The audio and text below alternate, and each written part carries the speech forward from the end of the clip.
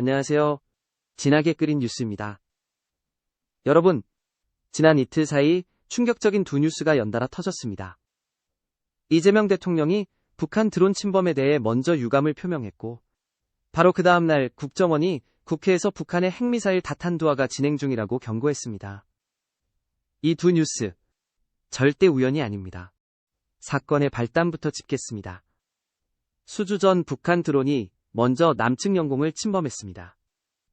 우리 군이 대응하는 과정에서 한국 드론 일부가 북측 공역에 진입했고, 북한은 이를 빌미로 강력 반발 성명을 쏟아냈습니다.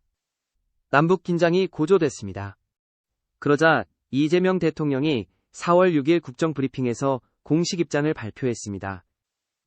현 정부 출범 이후 처음으로 북한에 직접 유감을 표명한 겁니다. 도대체 무슨 내용인지 한번 들어보시겠습니다. 이재명 대통령은 이렇게 말했습니다. 일부의 무책임한 행동이었고, 정부가 의도한 것은 아니지만 불필요한 긴장을 유발했다. 이런 시기에 한반도 평화가 중요하다. 북측에 유감의 뜻을 전한다.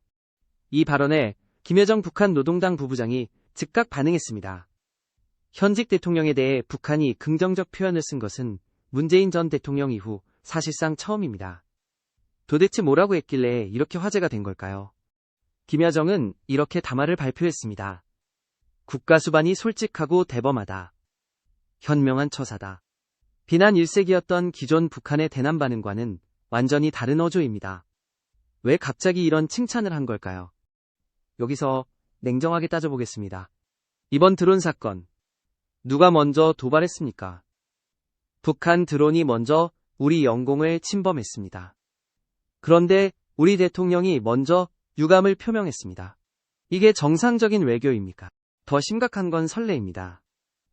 앞으로 북한이 도발할 때마다 한국이 먼저 고개를 숙이는 패턴이 만들어지는 겁니다. 이렇게 되면 북한은 도발해도 손해볼 게 없다는 걸 학습하게 됩니다. 이게 얼마나 위험한 신호인지 아십니까? 김여정의 칭찬에는 치밀한 계산이 숨어 있습니다. 대화 분위기를 조성해 대북 제재 완화를 끌어내는 북한이 수십 년간 써온 전통적 전략입니다. 그런데 바로 그 다음날 국정원이 충격적인 내용을 보고했습니다. 국정원은 지난달 북한이 실시한 대륙간 탄도미사일 엔진 시험에서 탄소 섬유를 활용한 동체 경량화 기술을 확인했다고 밝혔습니다. 그리고 다탄두 탑재 가능성이 있다고 공식 평가했습니다. 다탄두가 뭔지 짚어보겠습니다. 다탄두, 영어로 MIRV라고 합니다. 하나의 미사일에 여러 개의 핵탄두를 담아 각기 다른 목표물을 동시에 타격하는 기술입니다. 한 방에 서울, 부산, 도쿄를 동시에 노릴 수 있다는 얘기입니다. 지금 우리의 패트리어트, 사드는 미사일 하나씩 막도록 설계되어 있습니다. 다탄두 미사일이 날아오면 여러 탄두가 동시에 분리되면서 방어망을 뚫어버립니다. 미국의 확장 억지, 즉 해구산도 의미가 흔들리게 됩니다. 북한은 이미 2022년 이후 화성 17형, 화성 18형 고치연료 대륙간 탄도미사일을 완성했습니다. 고치연료는 이동 발사가 가능해 탐지가 어렵습니다. 여기에 탄소섬유 경량화로 다탄두까지 더하면 마지막 퍼즐 조각이 맞춰지는 겁니다. 또 하나 충격적인 소식이 있습니다. 최근 북한에서 김주애, 김정은의 딸이 전차를 직접 조종하는 장면이 공개됐습니다. 국정원은 이걸 단순한 이벤트로 보지 않았습니다. 심각한 분석 결과를 내놨습니다. 국정원의 분석입니다. 김주애가 전차를 조종한 것은 2008년 이후 김정은이 후계자 시절 군사무기를 직접 다루며 이미지를 굳혔던 것과 똑같은 구도라는 겁니다. 후계 서사를 의도적으로 구축하고 있다는 거죠. 김씨왕조 3대 세습이 공식화되고 있는 겁니다. 핵으로 무장한 독재 세습 국가가 지금 이 순간에도 핵 능력을 고도화하고 있습니다. 이재명 정부는 이 나라와 대화로 풀겠다고 합니다. 정리해보겠습니다. 4월 6일 이재명 대통령이 북한의 유감을 표명했고 김여정이 솔직하고 대범하다며 칭찬했습니다. 그리고 4월 7일 국정원이 경고했습니다. 북한은 다탄두 핵미사일을 개발하고 있다고. 같은 나라에서 이틀 새 벌어진 일입니다. 이게 우연이 아닙니다. 북한은 수십 년간 이 전략을 써왔습니다. 대화로 분위기를 달래면서 그 시간 동안 핵과 미사일을 고도화하는 겁니다. 클린턴, 부시, 오바마 때도 다 똑같이 당했습니다. 역사가 증명합니다.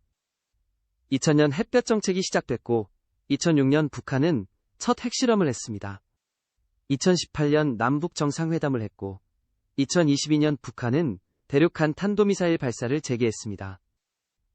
대화할 때 핵은 오히려 발전했습니다. 지금은 트럼프 행정부가 주한미군 방위비 분담을 강하게 압박하는 상황입니다. 이런 시점에 이재명 정부가 미국과 사전 조율 없이 독자적으로 남북 대화에 나선다면 한미동맹에 심각한 균열이 생깁니다. 지금 우리에게 필요한 게 뭔지 생각해 보십시오. 북한이 도발했을 때는 단호하게 대응해야 합니다. 비핵화 진전이 없는 유화책은 거둬야 합니다. 그리고 한미일 삼각공조를 강화해야 합니다. 평화는 약자가 빌어서 얻는 게 아닙니다. 강한 힘을 가진 나라가 지킬 수 있는 겁니다. 이재명 대통령의 유감 표명이 진정한 평화로 이어지려면 북한의 비핵화라는 전제 조건이 있어야 합니다. 여러분, 지금 대한민국은 중요한 갈림길에 서 있습니다. 유화책으로 김여정의 칭찬을 받는 나라가 될 것인지, 아니면 강한 억지력으로 진짜 평화를 지키는 나라가 될 것인지, 우리 국민이 판단해야 합니다. 오늘 영상이 도움이 되셨다면 구독과 좋아요 부탁드립니다. 여러분의 관심이 진하게 끓인 뉴스를 만드는 힘입니다. 다음 영상에서 또 만나겠습니다.